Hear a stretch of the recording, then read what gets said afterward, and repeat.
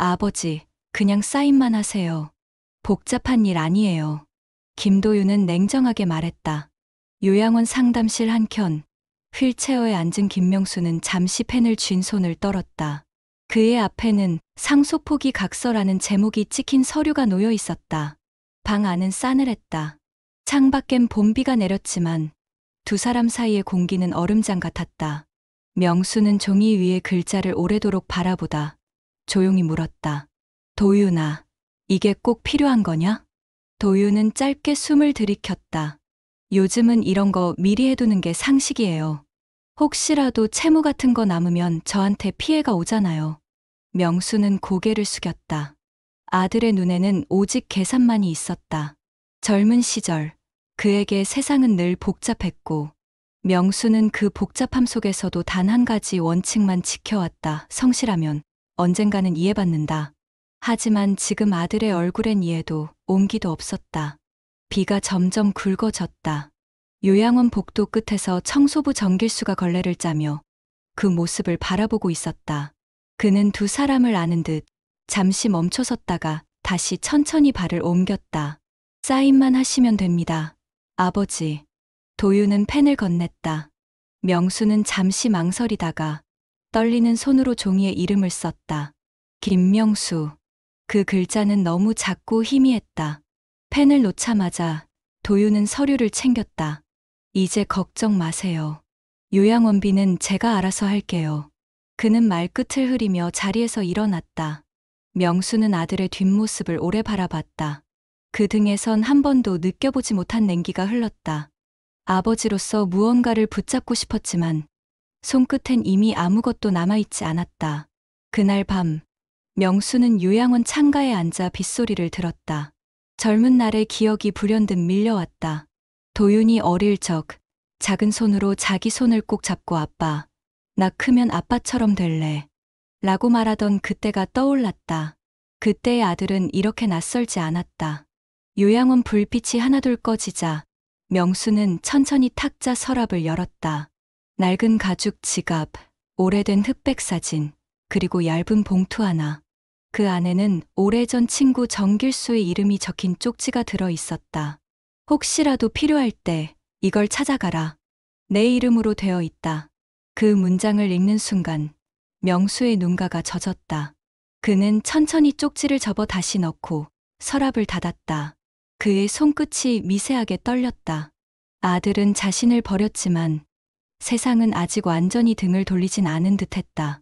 바깥엔 여전히 비가 내리고 창문에 맺힌 빗물 속으로 작은 불빛 하나가 반짝였다. 명수는 속삭였다. 길수야, 내가 아직도 나를 기억하고 있을까? 그 말은 비에 묻혀 사라졌지만 복도 끝 어둠 속에서 누군가 잠시 걸음을 멈추는 기척이 들렸다. 정길수였다. 그는 조용히 빗소리를 들으며 중얼거렸다. 명수야, 넌 아직 몰라. 세상은 널 버리지 않았다는 걸. 비는 새벽까지 내렸다.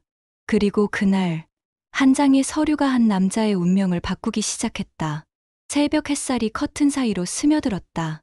요양원의 아침은 느리고 고요했다. 정길수는 복도를 쓸며 창가 쪽 침대 하나를 바라봤다. 그곳에는 어젯밤 늦게까지 불을 켜둔 김명수의 방이 있었다. 길수는 잠시 걸레를 내려놓고 숨을 고르며 중얼거렸다. 명수야, 참 지독하게도 혼자다. 그의 목소리에는 안타까움과 오랜 정이 섞여 있었다. 청소를 마치고 난 후 그는 조용히 명수의 방 문을 두드렸다. 김 어르신, 잠시 들어가도 되겠습니까? 길수야, 이리 와. 명수는 미소를 지었지만 그 눈빛은 쉽게 웃지 못했다. 테이블 위에는 빗물에 젖은 쪽지가 그대로 놓여 있었다. 길수는 그 글씨를 보는 순간 마음 한켠이 묘하게 저릿했다. 이거 아직도 가지고 있었네. 길수가 낮게 말했다. 명수는 고개를 끄덕이며 답했다. 그때 내가 써준 거잖아. 혹시라도 내가 늦게 찾아가더라도 꼭 맡아달라 했던 거. 그래, 난 아직도 그날을 기억해. 길수의 머릿속에 오래된 기억이 스쳐갔다. 40년 전 은행 창구 뒤편에서 두 사람이 마주 앉아 있었다. 명수는 정직했지만 친구의 보증 때문에 삶이 무너졌다. 그날 길수는 퇴직금 일부를 모아 명수에게 말했다. 명수야, 내 이름으로 이 계좌 하나 만들어 놔라. 세상은 냉정하지만 내가 다시 일어설 날이 올 거야. 그 통장이 바로 지금 그 쪽지의 주인공이었다. 그게 아직도 살아있을까? 명수가 낮게 물었다. 살아있지. 내 이름으로 된 통장. 그거 내가 매년 갱신했어. 길수의 눈이 잠시 반짝였다. 이제야 때가 온 것 같다. 널 위해 만든 통장이지만 널 버린 세상한테 마지막 인사로 쓰는 게 맞을지도 몰라. 명수는 고개를 숙이며 작게 웃었다. 넌 참 변하지 않았구나. 변했지. 세상에 치이면서도 너 같은 사람 잊지 않으려고 애썼다. 두 사람 사이에 잠시 침묵이 흘렀다. 요양원 정원에서는 새들이 울고 바람이 창문을 스쳤다. 명수는 천천히 손을 내밀어 길수의 손을 잡았다. 그 손은 세월에 찌들었지만 따뜻했다. 길수야, 혹시 말이지 만약 내가 세상을 떠나면 그 돈은 내가 알아서 써줘. 난 이젠 물질에 미련 없어. 길수는 고개를 저었다. 그건 안 돼. 그건 내가 세상에 남길 마지막 말이야. 그걸 어떻게 내가 쓰나. 그럼 누군가에게 의미 있게 써줘. 나 대신.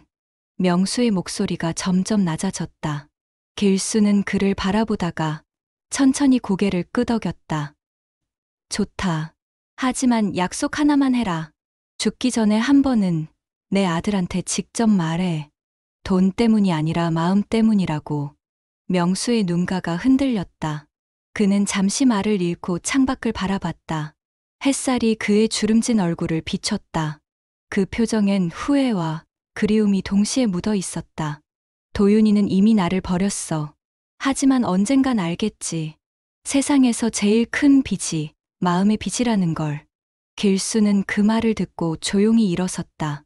그는 창문을 열어 환기를 시키며 말했다. 그래. 그날이 오면 내가 꼭 옆에서 지켜볼게. 명수야. 이번엔 내가 이기는 거다. 아침 햇살이 방 안을 가득 채웠다. 두 노인의 얼굴 위로 빛이 스며들었다. 그리고 그 순간 오래 묻혀있던 20억짜리 약속이 천천히 다시 숨을 쉬기 시작했다. 서울 강남의 한 아파트. 햇살이 유리벽 사이로 흘러들며 거실 가죽 소파 위를 번들거리게 비쳤다. 김도윤은 노트북 앞에서 금융자료를 들여다보며 인상을 찌푸렸다. 화면엔 투자 실패, 원금 전액 손실이라는 문구가 떠 있었다. 그의 아내 박민지는 부엌에서 커피를 내리며 말했다. 그 프로젝트 또 망했어요? 투자자들이 빠져나갔어. 시장이 이래서 운이 없었던 거지. 도윤은 담담하게 말했다. 하지만 그 목소리엔 억눌린 분노가 섞여 있었다. 민지는 커피잔을 내려놓으며 피식 웃었다. 운, 여보. 매번 운이 없었다면 이제 그건 실력 문제예요. 현실을 좀 봐요. 그 말에 도윤은 고개를 번쩍 들었다. 지금 내가 놀고 있나? 아버지 요양원비도 내가 다 내고 있어. 민지는 팔짱을 끼며 냉소적으로 말했다. 그건 기본이에요. 자식으로서 할 도리는 해야죠. 잠시 정적이 흘렀다. TV 뉴스에선 노인 빈곤 48%, 가족 부양 단절이라는 자막이 흘러나왔다. 민지는 그 화면을 힐끔 보더니 작게 한숨을 쉬었다. 요즘은 부모 부양도 투자라고 생각해야 해요. 남는 게 있어야 하죠. 도윤은 씁쓸한 미소를 지었다. 그의 머릿속엔 며칠 전 요양원에서 서류에 사인하던 장면이 스쳐 지나갔다. 아버지의 손이 떨리던 모습, 싸늘한 빗소리, 그리고 그날의 공기. 그는 그 모든 걸 부담이라 정의했다. 아버지는 평생 실패자였어.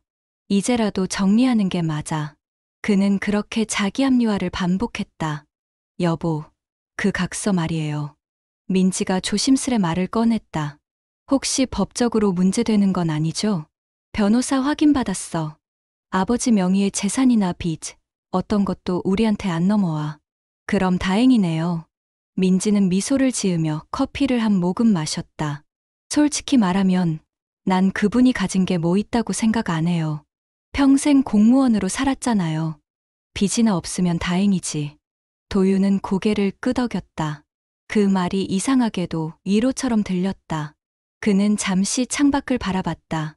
도로 아래로 출근길 차량들이 밀려 있었고 사람들은 바삐 움직였다.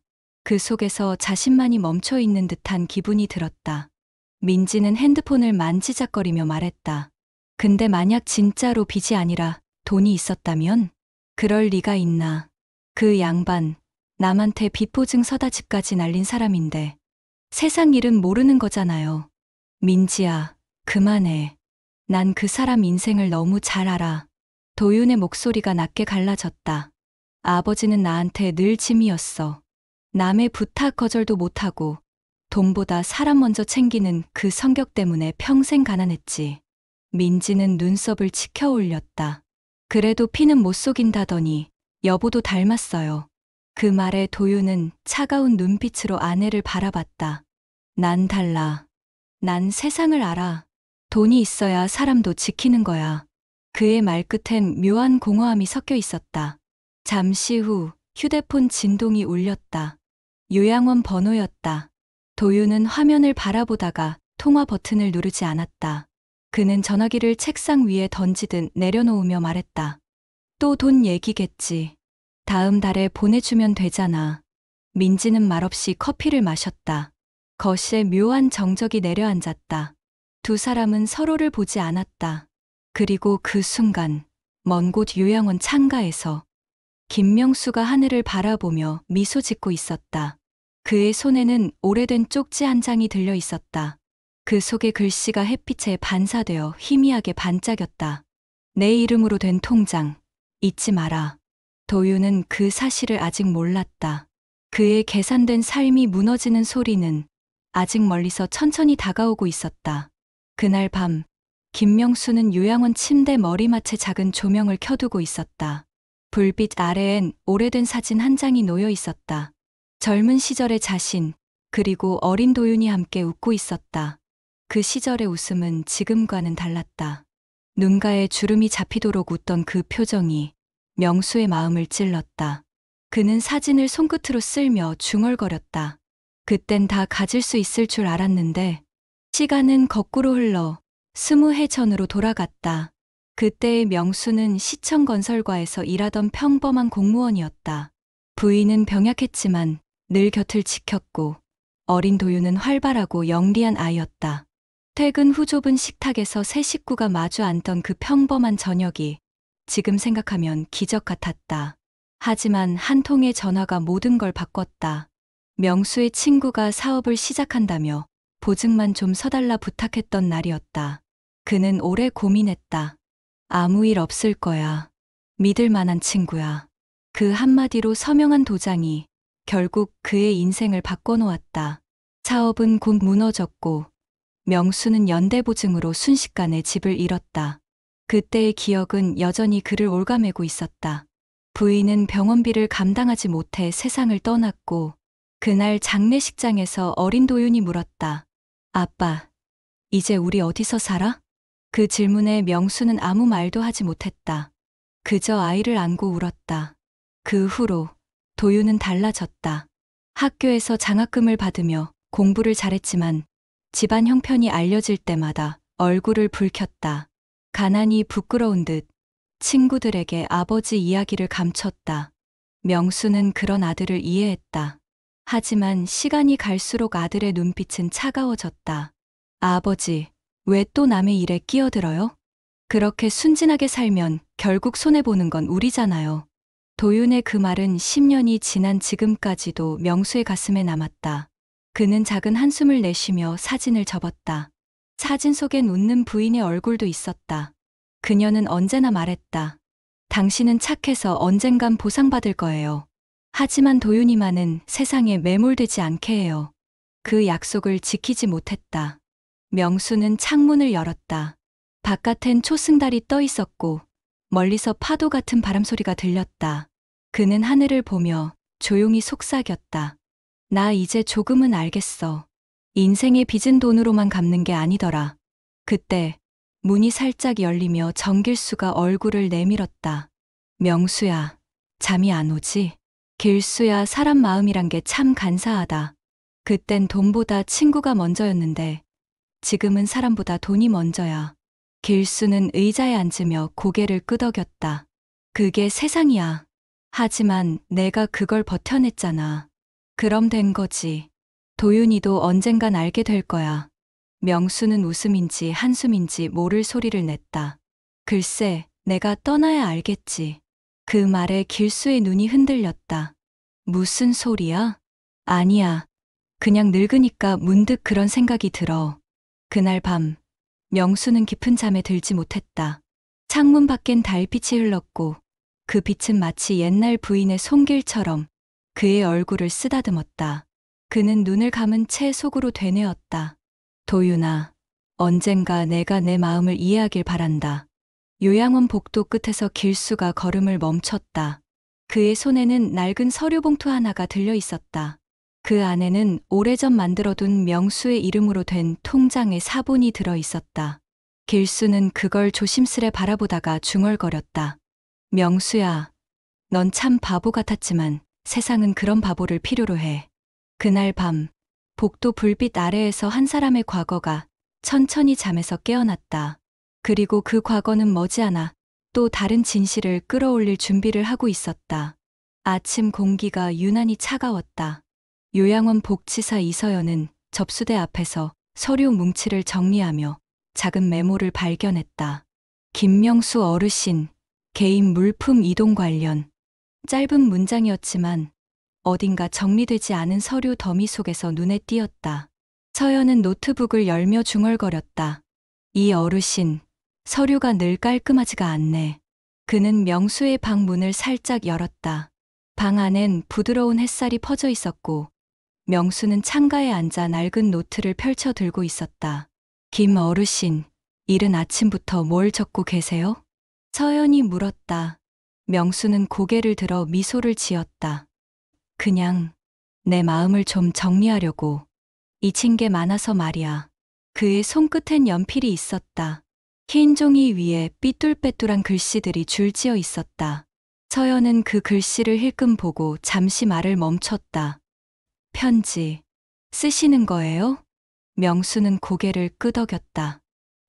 응, 아들에게. 근데 이걸 줄 수 있을지 모르겠네. 그 말에 서연은 조심스럽게 앉았다. 그래도 써두세요.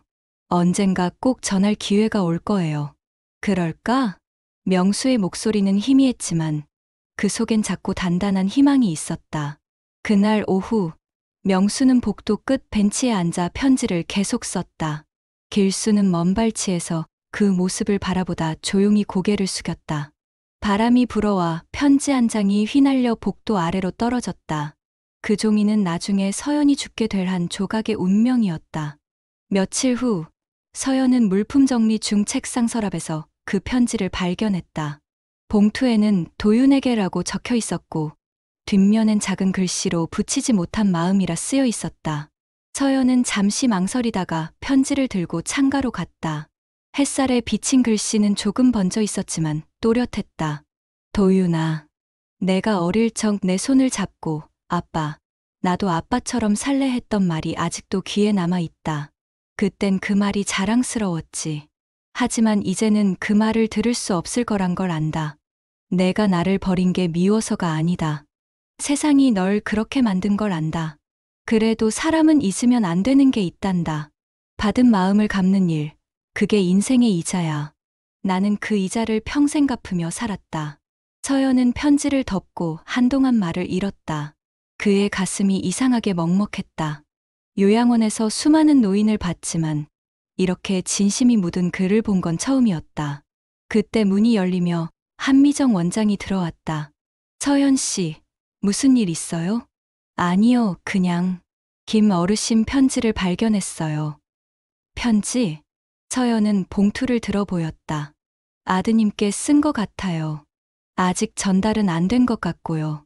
한 원장은 잠시 생각하더니 말했다. 그분 요즘 상태가 좀 약해졌어요.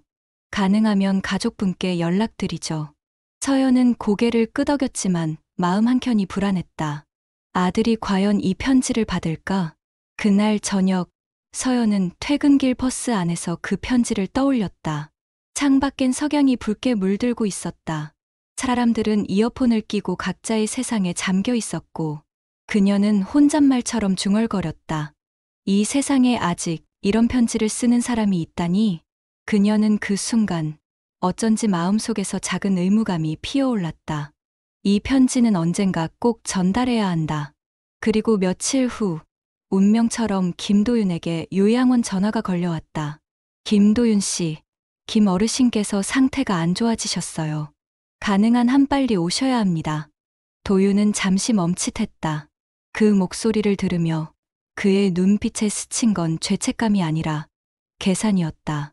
혹시 요양비를 더 내라는 건가? 그는 한숨을 쉬며 대답했다. 알겠어요. 시간 될 때 들를게요. 그때 그의 아내 박민지가 물었다. 누구예요? 요양원. 아버지 상태가 안 좋대. 그럼 어떻게 할 거예요? 글쎄, 일단 이번 주는 일정이 많으니까 다음 주쯤 가야겠지. 민지는 무심히 말했다. 그래요. 어차피 늦게 가도 똑같아요. 서연은 그런 사실을 알 리 없었다. 그녀는 아직 한 남자의 외면이 또 다른 반전의 문을 열고 있다는 걸 몰랐다.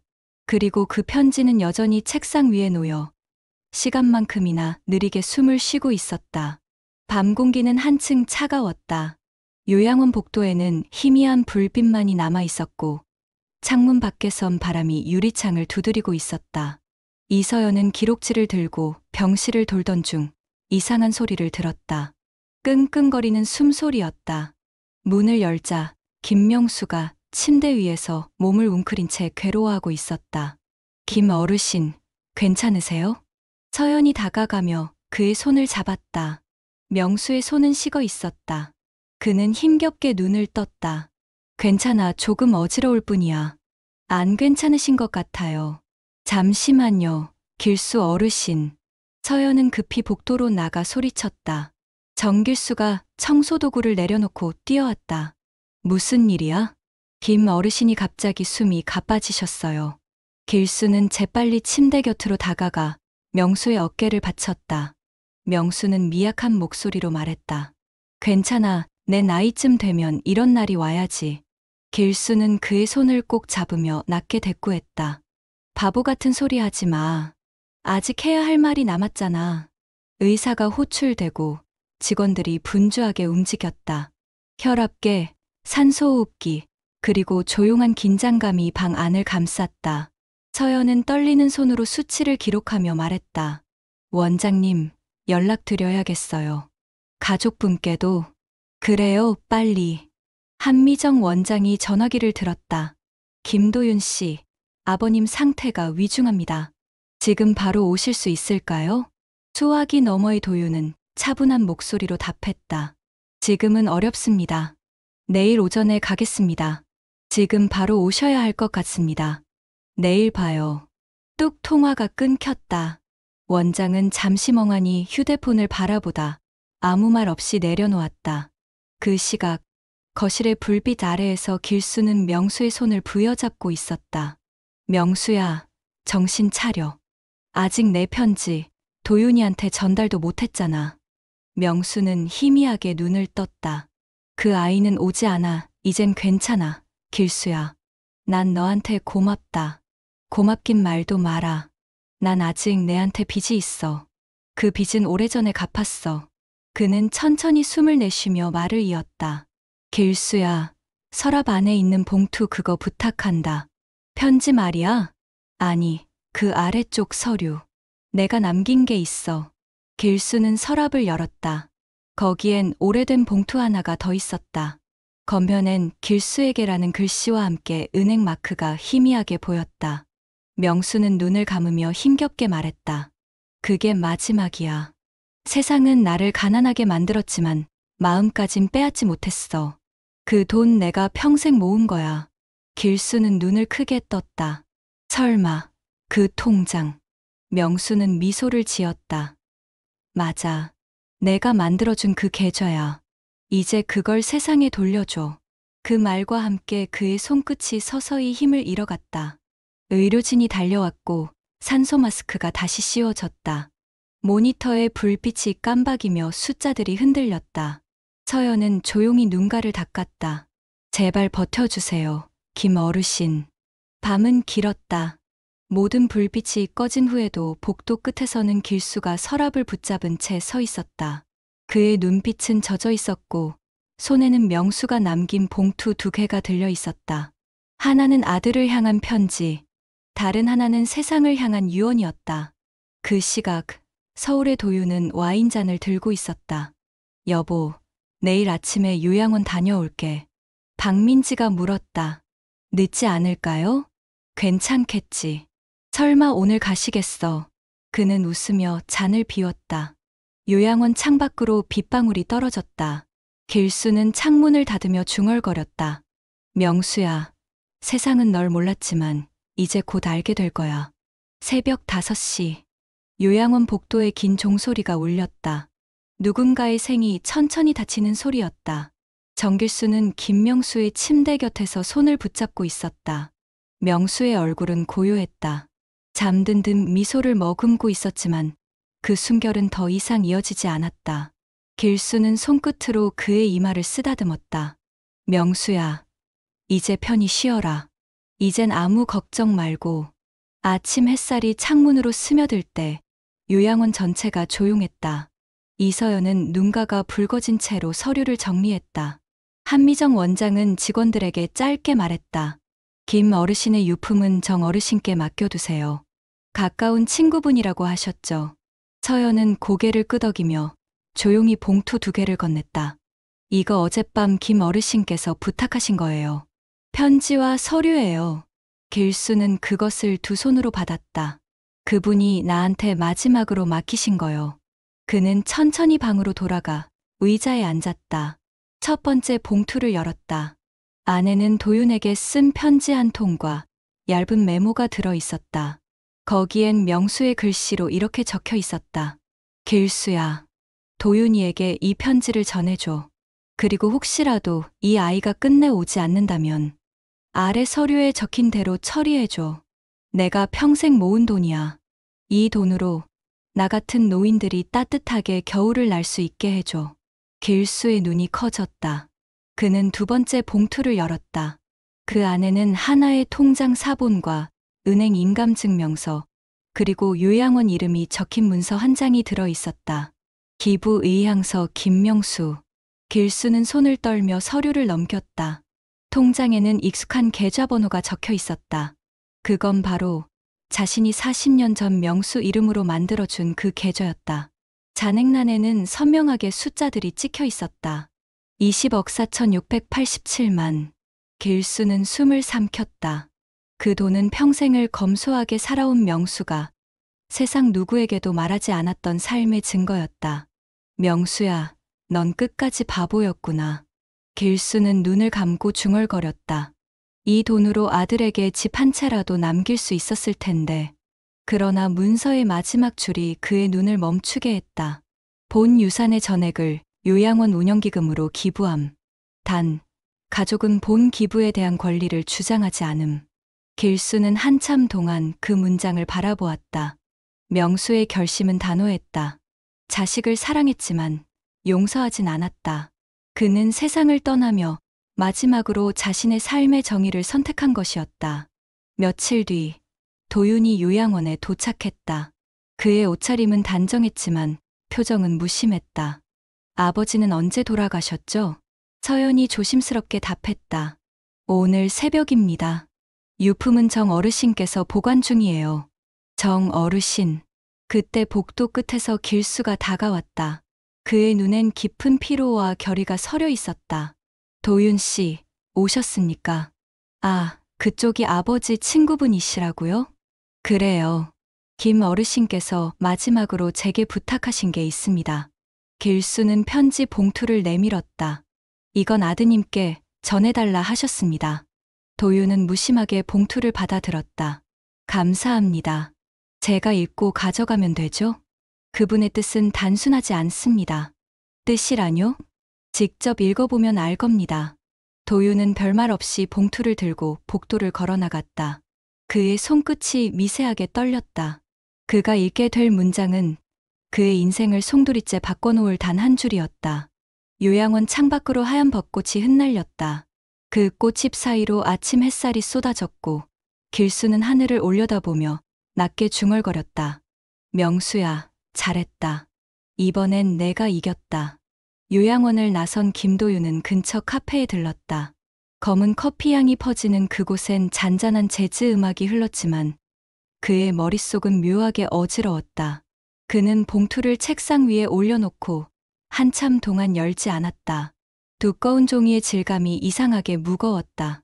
뭘 이렇게 오래 봐요? 박민지가 맞은편에 앉으며 물었다. 아버지한테서 받은 편지야. 편지요? 세상에, 그런 걸 왜요? 도윤은 무표정하게 웃었다. 글쎄, 나도 모르겠어. 그냥 마지막으로 하고 싶은 말이 있었던 모양이지. 민지는 흥미없는 얼굴로 시계를 봤다. 그럼 얼른 읽고 정리해요. 곧 미팅 있잖아요. 그는 고개를 끄덕이며 봉투를 찢었다. 흰 종이가 그 안에서 나왔다. 그리고 눈에 들어온 첫 문장이 그의 호흡을 먹게 했다. 도윤아, 아버지는 내가 나를 미워해도 괜찮다. 그는 잠시 멈췄다. 손끝이 미세하게 떨렸다. 다음 문장을 천천히 읽었다. 하지만 한 번쯤은 생각해보길 바란다. 내가 버린 건 가난한 노인이 아니라 너를 사랑했던 사람이라는 걸. 그의 시선이 흔들렸다. 글씨는 삐뚤빼뚤했지만 그 안엔 묘한 온기가 있었다. 민지는 흘끗 편지를 보며 말했다. 감정적인 이야기겠죠. 그런 말로 죄책감 주려는 거예요. 도윤은 아무 대답도 하지 않았다. 나는 내가 성공하길 바랐다. 하지만 성공이 내 마음을 다치게 한다면 그건 축복이 아니라 상처다. 세상은 돈으로 움직이지만 사람의 마음은 신뢰로 움직인다. 나는 그걸 지키며 살았다. 그리고 그 결과로 남은 게 있다면 그건 돈이 아니라 사람이다. 그는 종이를 내려놓았다. 눈앞이 희미해졌다. 자신이 그토록 비웃었던 아버지의 철학이 지금 이 순간엔 가장 선명한 진실처럼 느껴졌다. 민지야. 그의 목소리가 낮게 갈라졌다. 나 어릴 때 아버지한테서 자전거 받았던 거 기억나? 자전거요? 글쎄요, 그런 게 왜. 그날 비가 왔어. 나는 넘어져서 울었는데 아버지는 아무 말 없이 내 뒤에서 자전거를 밀어줬어. 그때 난 몰랐지. 그게 아버지 방식의 사랑이었다는 걸. 민지는 고개를 숙였다. 그녀는 처음 보는 남편의 얼굴을 마주했다. 그는 흔들리고 있었다. 마지막 한 줄만 남았다. 도윤은 떨리는 손으로 종이 끝을 펼쳤다. 거기엔 단 한 문장이 적혀 있었다. 도윤아, 내가 가진 마지막 돈은 내 몫이 아니다. 널 위해 쌓은 건 돈이 아니라 부끄러움 없는 이름이다. 그의 시야가 흐려졌다. 한동안 그는 말없이 편지를 바라보다가 조용히 눈을 감았다. 머릿속에서 아버지의 목소리가 메아리처럼 퍼졌다. 사람은 돈으로 사는 게 아니야. 도윤아, 사람답게 사는 거야. 민지는 그를 바라보며 조심스레 물었다. 여보, 괜찮아요? 아니. 그는 짧게 답했다. 이제야 내가 얼마나 비참한 아들이었는지 알겠어. 카페 창밖으론 비가 내리고 있었다. 창유리를 타고 흐르는 빗줄기가 마치 누군가의 눈물처럼 느리게 떨어졌다. 그는 편지를 접어 주머니에 넣었다. 그 한 장의 종이는 종이가 아니라 그의 인생을 갈라놓은 칼날이었다. 밖으로 나서며 그는 하늘을 올려다보았다. 희미한 구름 사이로 햇빛 한 줄기가 내려오고 있었다. 그 빛은 어쩐지 아버지의 손 같았다. 한때는 부담스러웠지만 지금은 그리운 손. 그는 낮게 중얼거렸다. 아버지, 나 이제야 조금은 알겠어요.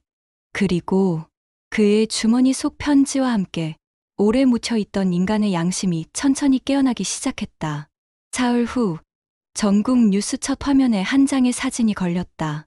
평생 모은 20억, 요양원에 전액 기부한 72세 노인. 그 아래엔 작게 이름이 적혀 있었다. 기부자 김명수. 텔레비전 화면 속 기자가 말했다. 김 어르신은 평생 공무원으로 근무하며 모은 재산 전액을 자신이 지내던 요양원에 기부했습니다. 가족에게는 아무것도 남기지 않았으며 대신 같은 처지의 노인들을 위한 기금으로 사용해달라는 뜻을 남겼습니다. 서울 강남의 아파트 거실. 김도윤은 리모컨을 쥔 채 얼어붙은 사람처럼 앉아 있었다. TV에서 들려오는 아버지의 이름이 마치 자신을 신문하는 목소리처럼 느껴졌다. 박민지가 말했다. 저 사람 여보, 아버지 맞아요? 도윤은 대답하지 못했다.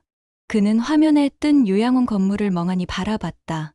기자 인터뷰 속에는 한미정 원장이 서 있었다. 그분은 늘 겸손하셨습니다.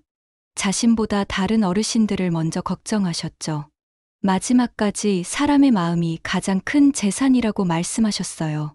민지는 믿기지 않는 듯 고개를 저었다. 말도 안 돼. 평생 가진 게 없다고 하셨잖아요. 그 돈, 우리한테 한마디도 안 하셨다고요? 도윤의 손끝이 떨렸다.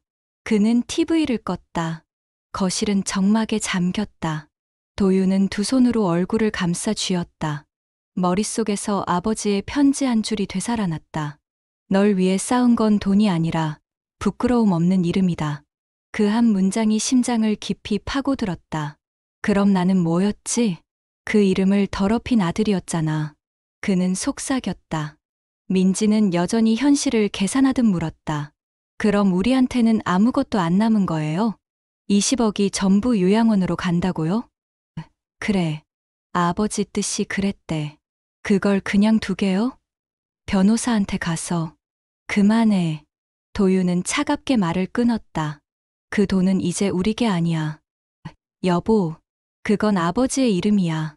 내가 그걸 다시 손대는 순간, 난 진짜 인간도 아니야. 민지는 할 말을 잃었다. 도윤은 일어나 창가로 갔다. 창밖엔 회색빛 하늘과 번쩍이는 고층 빌딩들이 늘어서 있었다.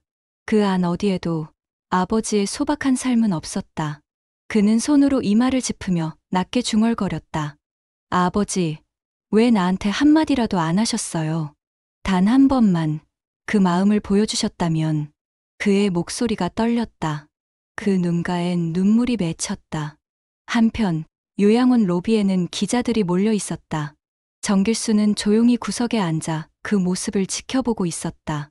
기자들이 원장에게 물었다. 유족 측에서 이의 제기한 건 없습니까? 한미정 원장은 단호하게 답했다. 아드님께서 오늘 연락 주셨습니다. 아버지의 뜻을 존중하겠다고 하셨습니다. 길수는 눈을 감았다. 그의 입가엔 묘한 미소가 번졌다. 그래, 이제라도 깨달은 거야. 늦었지만. 밖으로 나오자 봄바람이 불어왔다. 길수는 하늘을 올려다봤다. 구름 사이로 햇살이 퍼지고 있었다. 그는 조용히 중얼거렸다. 명수야, 너 참 대단한 놈이다. 세상한테 마지막으로 한 방 먹였네. 그날 오후, 도윤은 기자회견 영상을 다시 봤다. 아버지의 사진이 화면 가득 비쳤다. 그의 눈가엔 그날과 똑같은 미소가 있었다. 평생 단 한 번도 보여주지 않았던 승자의 얼굴이었다. 도윤은 화면을 향해 낮게 말했다. 아버지, 당신이 이겼어요. 그는 고개를 숙였다. 눈물이 떨어져 바닥에 작은 원을 그렸다. 그 원 안에는 한 인간의 오만과 후회의 그림자가 함께 담겨 있었다. 늦은 오후, 하늘은 잿빛이었다. 김도윤은 차를 세우고 한동안 요양원 입구를 바라보았다. 한때 아버지를 이곳에 모셔왔다고 말했던 그날이 떠올랐다. 하지만 오늘은 그 말을 할 수 없었다. 이젠 모셔올 사람조차 없었다. 그는 천천히 문을 밀고 들어갔다. 복도에는 은은한 국화향이 퍼져 있었다. 며칠 전까지만 해도 그 향을 맡으면 죽음의 냄새라 생각했지만 지금은 이상하게 따뜻했다. 이서연이 그를 보고 다가왔다. 김도윤 씨, 와주셔서 감사합니다. 그녀의 눈가엔 피곤함과 슬픔이 섞여 있었다. 아버님 자리로 안내해 드릴게요. 조용한 방 안, 하얀 시트 위엔 단정히 개어진 옷과 작은 사진이 놓여 있었다. 사진 속 김명수는 평소와 다름없이 미소를 짓고 있었다. 도윤은 그 앞에서 멈춰 섰다. 그의 어깨가 천천히 흔들렸다. 아버지, 그는 낮게 불렀다. 저 왔어요. 아무 대답도 없었다. 오직 벽시계의 초침 소리만이 방을 채웠다.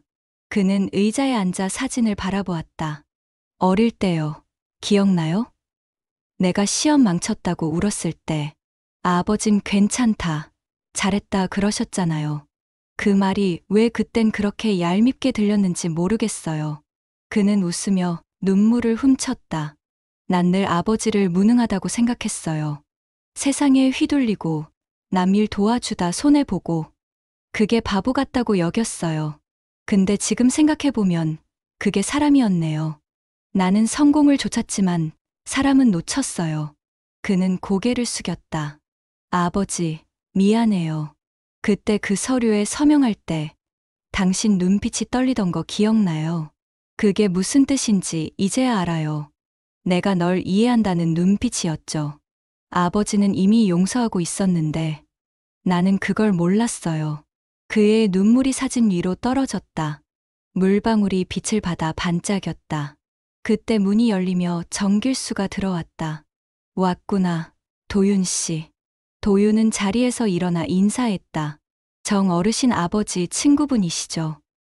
그래. 내 아버진 평생 너 얘기만 했다. 우리 도윤이는 똑똑하다.